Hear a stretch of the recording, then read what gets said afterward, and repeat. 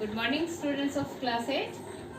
This is the next part of the crash course. ये part 2 है आपका और चैप्टर नंबर 18 है land and soil, natural resources, land and soil. कल के जो प्रीवियस वीडियो है उसमें आपने पढ़ा था अबाउट द लैंड। लैंड एक प्रीशियस रिसोर्स के बारे में पढ़ा था और आज का जो टॉपिक है वो है सॉइल के बारे में। देखिए सॉइल, तो सबसे पहले जानते हैं, एवरीबडी नोज कि सॉइल क्या है। तो सॉइल के बारे में जानते हैं क्या है कि सॉइल जो हमारा क्रस्ट है, अर्थ का जो टॉप सरफेस है, उसकी जो सबसे पतली थीन लेयर है जिससे हमारा क्रस्ट जो है वो कवर्ड है, उसको वो है सॉइल।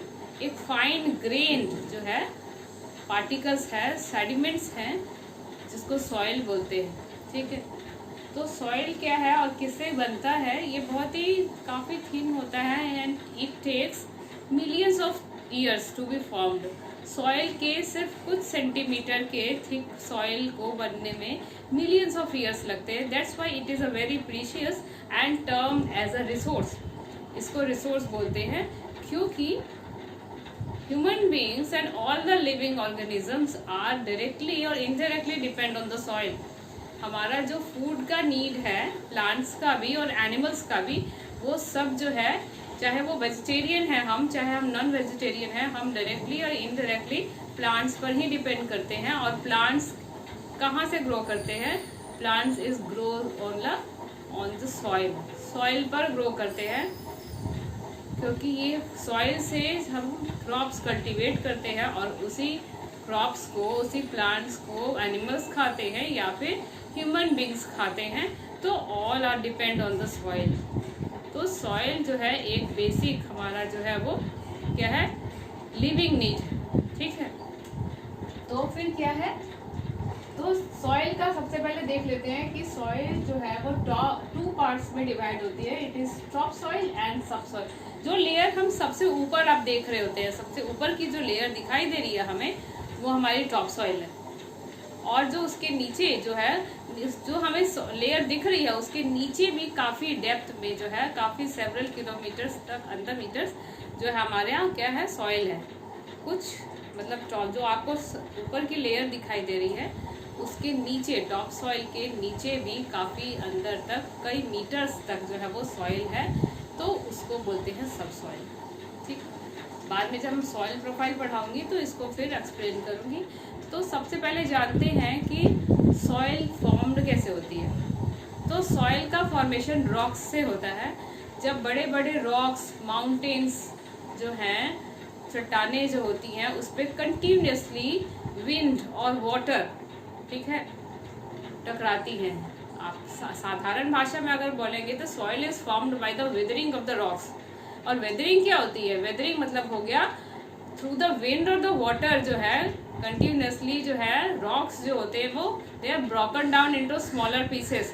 वो टूट कर छोटे छोटे पीसेस में जो है टूट जाते हैं और सेडिमेंट्स में कन्वर्ट हो जाते हैं। फिर इरोजन के थ्रू ये सेडिमेंट्स कहीं डिपॉजिट हो जाते हैं और सॉइल का फॉर्मेशन करते हैं बाय द रिवर और बाय द विंड और द ग्लेशियर्स और द ओशंस के थ्रू जो होते हैं फॉर्मेशन होता है। कई सालों तक चट्टाने में और रॉक्स में, बड़े में वाटर कंटिन्यूसली टकराती है तो छोटे छोटे सेडिमेंट्स में कन्वर्ट होते हैं, वेदरिंग कहलाते हैं। सपोज करो टेम्परेचर है, बहुत हाई है और वहाँ पर जो होता है दिन के समय टेम्परेचर है, तो क्या होगा, रॉक एक्सपेंड करेगा और रात में अगर बहुत ठंडी है तो क्या होगा, वो सिकुड़ जाएगा, कॉन्ट्रैक्ट होगा। तो एक्सपेंड और कॉन्ट्रैक्ट होने के कारण जो होता है रॉक्स में क्रैक्स क्रिएट होते हैं और क्रैक्स फिर जो क्या होते हैं, क्रैक्स के कारण वो they are broken down into pieces and convert into sediments. Biological factor भी होता है, वो कई फैक्टर हैं सॉइल के फॉर्मेशन में, उतना क्लैरिफाई मैं नहीं करूंगी क्योंकि मैंने प्रीवियस वीडियो में एक्सप्लेन इसको बहुत अच्छे से किया था। बायोलॉजिकल फैक्टर में क्या होता है, रॉक्स के ऊपर जो होती है वेजिटेशन ग्रो कर जाती है समटाइम्स और उसके रूट्स जो होते हैं के कारण वो तब पीसेस में टूट जाता है। रिवर्स के थ्रू भी होता है जो कैरी करके लाती हैं लॉन्ग जर्नी में, तो उसमें उस जर्नी में रॉक्स जो होते हैं बड़े बड़े, वो भी छोटे पीसेस में टूट जाते हैं और सॉइल का फॉर्मेशन करते हैं।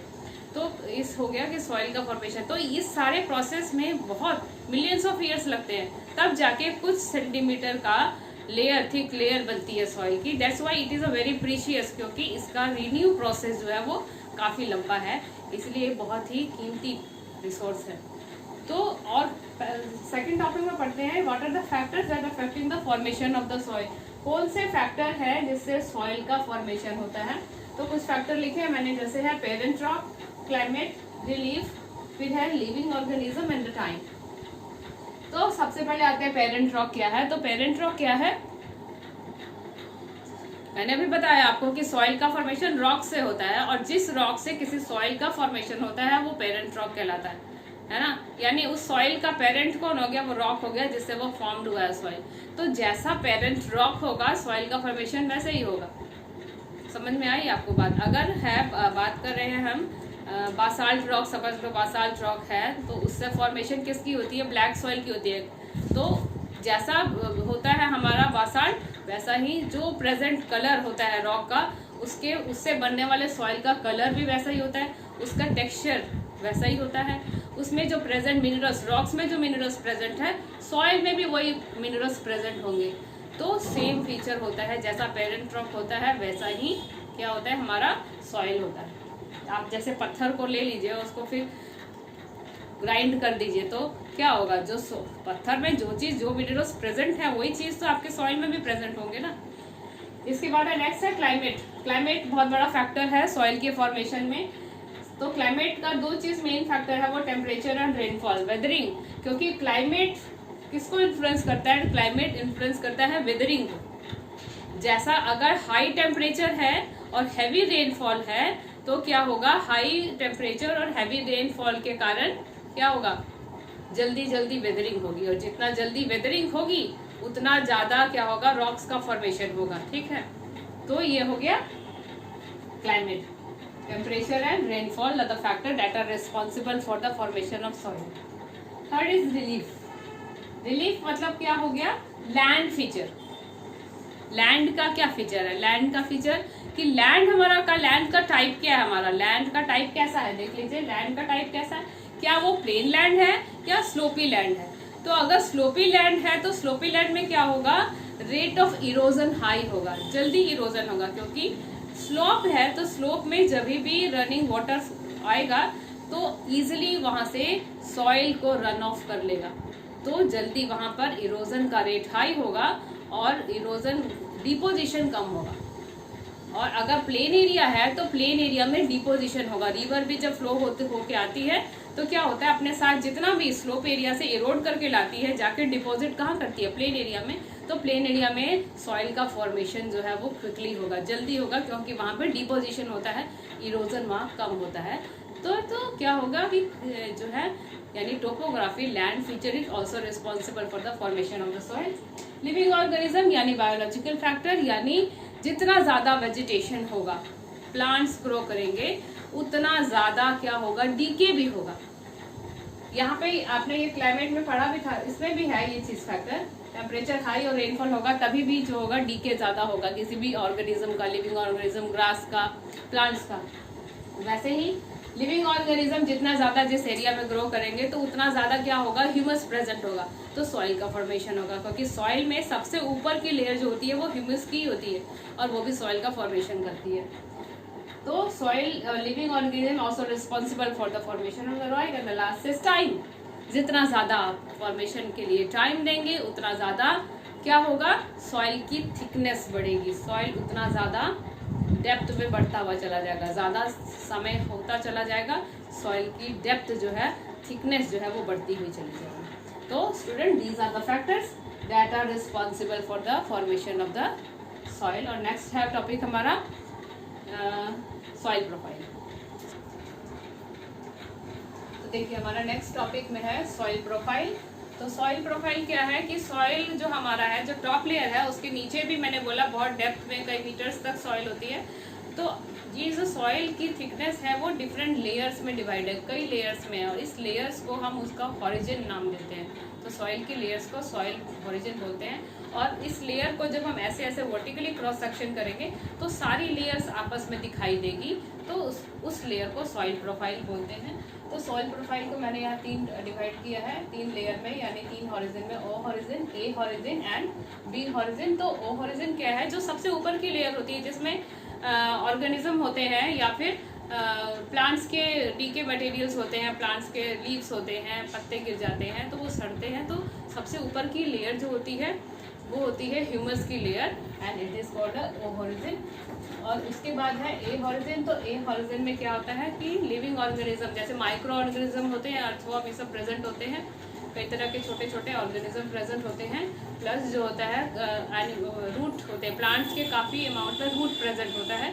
और इस लेयर का जो होता है कलर जो होता है काफ़ी डार्क होता है, क्योंकि जितना ज़्यादा ह्यूमस प्रेजेंट होगा डार्क कलर होगा उतने। बी हॉरिजन, तो बी हॉरिजन जो है आप जो मैंने बोला था टॉप सॉइल है सब सॉइल, तो बी हॉरिजन यानी सब सॉइल होती है। इस लेयर में बहुत ज़्यादा प्लांट लाइफ प्रेजेंट नहीं होती, यानी माइक्रो ऑर्गेनिज्म प्रेजेंट नहीं होते और बहुत ज़्यादा ह्यूमस भी प्रेजेंट नहीं होता, जिस कारण से इसका कलर जो होता है लाइट कलर का होता है, लाइट ब्राउन कलर का, डार्क कलर नहीं होता। लेकिन इस लेयर में मिनरल रिच होता है, ये लेयर मिनरल्स प्रेजेंट होते हैं और काफ़ी अमाउंट में जो होता है बेड रॉक मटेरियल्स भी रहते हैं। नेक्स्ट टॉपिक है हमारा सॉइल इरोजन। सॉइल इरोजन किसको बोलते हैं? तो सॉइल इरोजन यानी टॉप लेयर जो है का ऊपर शीट जो है इरोड हो जाना थ्रू द विंड और द वाटर कहलाता है सॉइल इरोजन। तो सॉइल इरोजन का मेन एजेंट क्या है? Wind and water. तो इससे क्या होता है, सॉइल का टॉप लेयर जब इरोड होता है तो धीरे धीरे इसकी डेप्थ जो होती है वो घटती जाती है। तो कई मेथड हैं अपनाना चाहिए हमें, जिससे सॉइल को हम इरोड होने से बचा सके, कंजर्व होने से बचा सकेंगे। तो इरोजन में भी आपके बुक में दिया हुआ है, दो टाइप के इरोजन होते हैं, एक होता है शीट इरोजन और एक होता है गली इरोजन। तब जो कोई हाई स्ट्रीम जो होती है, मुख्य धारा, पानी की जो मेन धारा होती है वो काफ़ी फोर्स के साथ किसी पर्टिकुलर एरिया से बह के जाती है, तो अपने उस एरिया में को कट ऑफ करते हुए चली जाती है, तो वो गली इरोजन होता है। और वहीं बाढ़ जैसे आए, फ्लड आए, तो पूरी शीट ऊपर की जो टॉप लेयर होती है सॉइल की वो बहते हुए कट ऑफ होते हुए चली जाती है, तो वो हो गया शीट इरोजन। ठीक है, इसके बाद नेक्स्ट टॉपिक है आपका सॉइल डिग्रेडेशन। सॉइल डिग्रेडेशन क्या है? When the soil is unfit for any type of, या soil when the soil is unfit for cultivation, खेती करने के लिए, कल्टीवेशन करने के लिए सॉइल की फर्टिलिटी खत्म हो जाए, soil lose their fertility and unproductive हो जाए और उस पर कल्टीवेशन ना हो, तो उसको सॉइल डिग्रेडेशन कहते हैं। तो सॉइल डिग्रेडेशन से बचना चाहिए। एक मेथड है सॉइल डिग्रेडेशन क्या है? तो when the soil lose its fertility and become unfit for cultivation, it is termed as soil degradation. तो इन सब मैटर को, सॉइल इरोजन और सॉइल डिग्रेडेशन से बचने के लिए क्या करना पड़ेगा? हमें सॉइल कंजर्वेशन करना पड़ेगा। तो ह्यूमन बींग्स को अपने कुछ एफर्ट लगाने पड़ेंगे सॉइल कंजर्व करने के लिए। प्रॉपर क्या करनी पड़ेगी? टेक्निक्स अपनानी पड़ेगी एग्रीकल्चर करने की, जिससे सॉइल इरोजन हो सकेगा। फ्लड को रोकना पड़ेगा जिससे सॉइल इरोजन ना हो। इंडस्ट्री के जो निकलने वाले वेस्ट मटेरियल्स होते हैं उसको रोकना पड़ेगा जिससे सॉइल जो है डिग्रेडेशन ना हो। तो ये सारे कुछ मेथड है जिसको जैसे terrace farming, counter plugging, crop rotation, इस चीज़ को अपना के हम सॉइल कंजर्व कर सकते हैं। तो student this is the chapter and हो गया और ये सारा टॉपिक जो है आपने एक बार अपनी बुक से पढ़ना है। एंड थैंक यू स्टूडेंट्स, है गुड बाय।